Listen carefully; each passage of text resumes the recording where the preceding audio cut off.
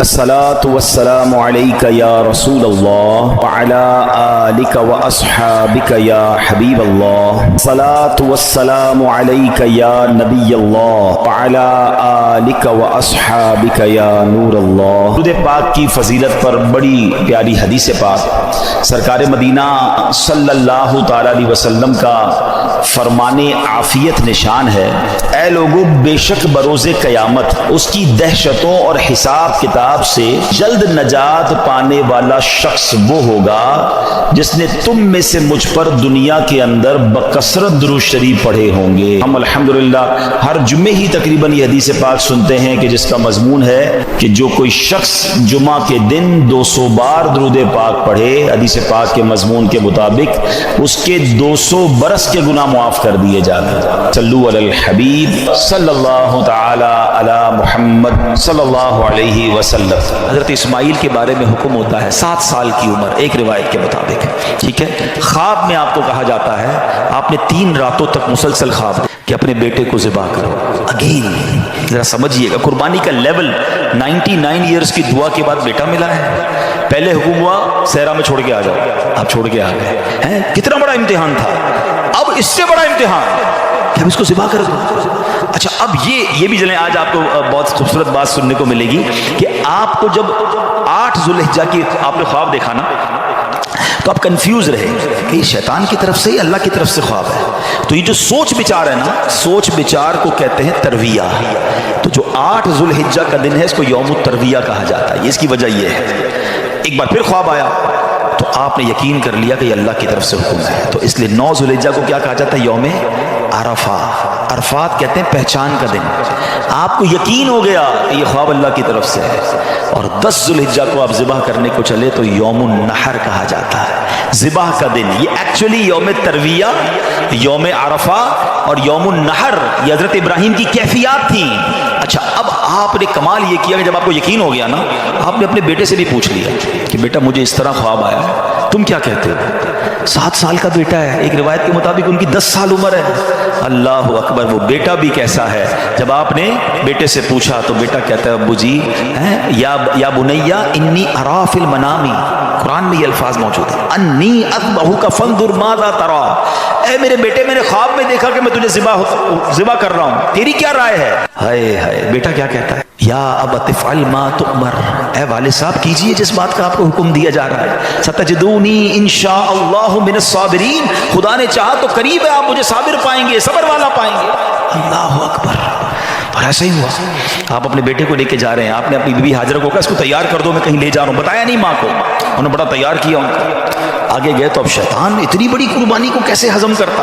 فوراً گیا be be Hajra کے پاس. ہے ہاجرہ پتہ ہے تمہارے شوہر کہاں جا رہے ہیں آپ کے بیٹے کو لے کر؟ کہاں جا رہے ہیں؟ کہ ذبح کرنے جا رہے ہیں. کہ نہیں وہ تو کسی سے ملانے لے جا رہے ہیں، تیار کر کے لے گئے. کہ نہیں وہ ذبح کرنے جا رہے ہیں. کیونکہ باپ بھی بیٹے کو ذبح کرتا ہے. بی بی ہاجرہ کہتی ہیں. اب شیطان کہتا ہے کہ ہاں اس لیے کر رہے ہیں کہ اللہ کا حکم ہے. کہا اللہ کا حکم ہے؟ پھر ٹھیک ہے میں راضی ہوں. ہائے ہائے ہائے، رب کا حکم ہے نا. کیسی ماں تھی، کہتی پھر میں راضی ہوں. شیطان کا ادھر بس چلا نہیں، حضرت اسماعیل کے پاس پہنچا. کہا بیٹے تمہیں پتا تمہارے ابو کہاں لے جا رہے ہیں؟ کہ ابو کہیں لے جا رہے ہیں مجھے، کہ تمہیں ذبح کرنے لے جا رہے ہیں. کہ کوئی باپ بھی بیٹے کو ذبح کرتا ہے؟ کہ ہاں اللہ کا حکم ہے. اللہ کا حکم ہے پھر میں بھی راضی ہوں. سبحان اللہ. اب جب حضرت اسماعیل نے حضرت ابراہیم کو پتہ کیا کہا کہ والد صاحب اب آپ ذبح کرنے لگے نا، 2-3 میری گزارشات ہیں، ذرا اچھے طریقے سے باندھ دیجیے گا. کہ ایسا نہ ہو کہ جب مجھے آپ ذبح کریں تو میں زیادہ تڑپوں تو میرے خون کے چھینٹے آپ کے کپڑوں پر گریں گے تو آپ کے کپڑے خراب. چھری کو ذرا تیز کر لیجیے گا تاکہ مجھے تکلیف کم ہو. مجھے الٹا لٹا کے ذبح کیجیے گا تاکہ آپ میرا چہرہ نہیں دیکھ سکیں. اور ہاں یہ جو میرا کرتا ہے نا میری ماں کو دے دیجیے گا تاکہ اس کو بیچاری کو تسلی ہو جائے. کیا دنیا نے ایسی قربانی دیکھی ہے؟ ناظرین عید کا شاندار تحفہ آپ کو دینے جا رہا ہوں. ایک بڑا ہی مختصر بہت شارٹ وظیفہ ہے مگر کمال کا اجر ہے. عید کا دن بھی نیکیوں میں گزاریے. وظیفہ کیا ہے؟ جو شخص عید کے دن 300 مرتبہ سبحان اللہ و بحمدہ پڑھے اور تمام فوت شدہ مسلمانوں کی یعنی جو دنیا سے چلے گئے مرحومین ہیں ان کی ارواح کو، ان کی روحوں کو ایصال ثواب کرے تو ہر مسلمان کی قبر میں 1000 انوار داخل ہوتے ہیں. اور جب یہ پڑھنے والا خود مرے گا تو انشاءاللہ اللہ کی رحمت سے اس کی قبر میں بھی 1000 انوار داخل کیے جائیں گے. سبحان اللہ و بحمدہ 300 بار پڑھنے میں بہت تھوڑا وقت لگتا ہے. انشاءاللہ مرحومین کا بھی بھلا ہو جائے گا. پڑھنے والے کا بھی بھلا ہو جائے گا۔ امید کرتا ہوں اس عید کو یہ وظیفہ ضرور کریں گے اور اس میسج کو بھی عام کریں گے۔ اب سنو، حضرت ابراہیم نے بالکل ویسا ہی کیا، آپ کو باندھ بھی دیا، آپ کو لٹا بھی دیا ہے، اور آپ نے چھری چلا بھی دی۔ چھری کا کام کاٹنا ہے، اللہ چاہے تو چھری نے کام نہیں کرنا نا، آپ نے اپنا کام پورا کر دیا، وہ تو کر چکے جو کرنی بشر کی ہے۔ مگر پھر کیا ہوا؟ سبحان اللہ، یہ امتحان ختم ہوا اور اب آسمان سے آواز آئی۔ حضرت ابراہیم بالکل اوپر بیٹھے اور چھری چلا رہے ہیں، تو اوپر سے آواز آئی، سبحان اللہ، اللہ اکبر، اللہ اکبر۔ آپ نے جب سر اٹھایا تو دیکھا جبریل امین جنت سے مینڈھا دمبا لے کر آ رہے ہیں، تو آپ سمجھ گئے میرے امتحان کا وقت پورا ہو گیا۔ بے شاختہ آپ کی زبان سے نکلا لا الہ الا اللہ واللہ اکبر۔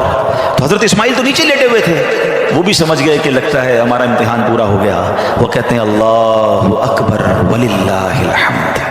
یہ جو عید والے دن تسبیح پڑھتے ہیں نا، کیا یونیک تسبیح ہے، کیا یونیک تکبیر ہے، کن تین شخصیتوں کی زبان سے نکلا ہے۔ پہلا پارٹ حضرت جبریل کی آواز میں is the middle part of that تکبیر حضرت ابراہیم نے ادا کیا ہے، اور آخری حصہ ہے حضرت اسماعیل کی زبانی۔ ذرا سوچو تو صحیح کیسا منظر ہوگا، ذرا مل کے تکبیر پڑھیں اور اس منظر کو یاد کریں۔ اللہ اکبر، اللہ اکبر، لا الہ الا اللہ واللہ اکبر، اللہ اکبر وللہ الحمد، اللہ اکبر، اللہ اکبر، لا الہ الا اللہ واللہ اکبر، اللہ اکبر وللہ الحمد۔ ہمارے بچے، ہماری فیملی قربانی کو ہم نے فیسٹیول بنا دیا ہے، گائے آ رہے ہیں، بکرے آ رہے ہیں، انجوائے ہو رہا ہے، گھوم آ رہے ہیں، پھر آ رہے ہیں، اور پھر باربیکیو پارٹیاں۔ کبھی تو یاد کرو یار، کیا ہوا تھا، یہ کیوں کر رہے ہیں قربانی، یہ کیسی قربانی کی داستان ہے، کب بتائیں گے ہم، کب اس کو سوچے تو صحیح۔ ہمیں خدا کی قسم ایک بار ان کو ہمیں زندگی میں اگر ہمیں بھی یہ کہہ دیا جائے کہ چلو ہر سال نہیں، زندگی میں ایک بار آپ بھی اپنا ایک بچہ ذبح کرو، کیا حال ہوگا؟ کتنی بڑی آسانی، بکرے کاٹو، گائے کاٹو، خود ہی کھاؤ، انجوائے کرو۔ شریعت نے کتنا آسانی کر دی ہم پر، لیکن اس قربانی کو تو یاد کریں نا۔ اب پھر اس سے سیکھنے کو کیا ملا کہ یہ وہ لوگ تھے کہ جن کی ان واقعات کو پڑھ کر کبھی تو احساس ہو یار کہ کبھی مال کی قربانی دینی پڑے تو میں حاضر، کبھی وقت کی قربانی دینی پڑے تو میں حاضر، کبھی اپنی خواہشات کی، اپنی ڈیزائرز کی قربانی دینی پڑے تو میں اللہ کے لیے دوں گا۔ اور اللہ وہ دن لائے جب جان کی قربانی دینی پڑے، تم بھی اب پیچھے نہ ہٹے کہ یا اللہ جان بھی تیری ہے، تو نے تو دی نا جان، اے اللہ میں راضی ہوں۔ بھائی میری نظروں سے اوجھل ہو گئے، سبحان اللہ سبحان اللہ۔ دو بڑی اہم باتیں پتہ چل رہی ہیں اس سے۔ ایک تو کسی غریب کی مدد کرنا، ہمیں نہیں معلوم کہ ہم کسی کی مدد کر رہے ہیں، اس کے دل سے کیسی دعا نکل رہی ہے، اس کے دل میں کیسی راحت پہنچ رہی ہے، اور ہمارے نہ جانے کتنے گناہ معاف ہو جائیں، اللہ کی رضا حاصل ہو جائے، جنت مل جائے۔ اور دوسرا جو قربانی ہے، سبحان اللہ، یہ انشاءاللہ جنت کی سواریاں بنیں گی، پل صراط کی سواریاں بنیں گی۔ آئیے ناظرین، میں آپ کو نبی پاک علیہ الصلوۃ والسلام کی قربانی کے حوالے سے کچھ حدیثیں سناتا ہوں۔ پیارے آقا علیہ الصلوۃ والسلام فرماتے ہیں کہ قربانی کرنے والے کو قربانی کے جانور کے ہر بال کے بدلے میں ایک نیکی ملتی ہے۔ We can't able to count our hair، ہم اپنے سر کے بال نہیں گن سکتے، تو قربانی کے جانور کے سر پر کتنے بال ہوں گے، یہ پورے جانور پر کتنے بال ہوں گے، تو جانور کے جتنے بال ہیں ہر بال، ایوری ہیئر کے مقابلے میں اسے ایک نیکی ملتی ہے۔ یعنی اٹ مینس اگر کوئی قربانی کرتا ہے تو اسے ملینز اینڈ ملینز نیکیاں ملتی ہیں۔ مبارک ہو انہیں جو قربانی کرتے ہیں۔ ایک اور جگہ نبی پاک علیہ الصلوۃ والسلام فرماتے ہیں جس نے خوش دلی سے طالب ثواب ہو کر قربانی کی تو وہ آتش جہنم سے حجاب یعنی روک ہو جائے گی۔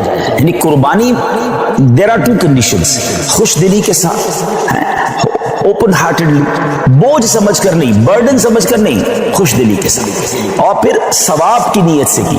ہاں یہ الگ بات ہے کچھ لوگ قربانی دکھلاوے کے لیے کرتے ہیں، مجھے پتہ چلے میں کتنے پیسے والا ہوں اور جناب میں کتنی بڑی بڑی قربانی کرتا ہوں۔ بالکل بڑے جانور کرنے چاہیے، ہیلدی جانور کرنے چاہیے، مہنگے جانور بھی قربان بالکل اللہ کی راہ میں خرچ کرنا چاہیے، لیکن نیت اللہ کی رضا، لوگوں کو دکھانا نہیں۔ تو پھر انشاءاللہ یہ جانور، یہ قربانی جہنم کے مقابلے میں آڑ بن جائے گی، روک بن جائے گی۔ ایک اور جگہ سرکار دو عالم علیہ الصلوۃ والسلام نے اپنی پیاری بیٹی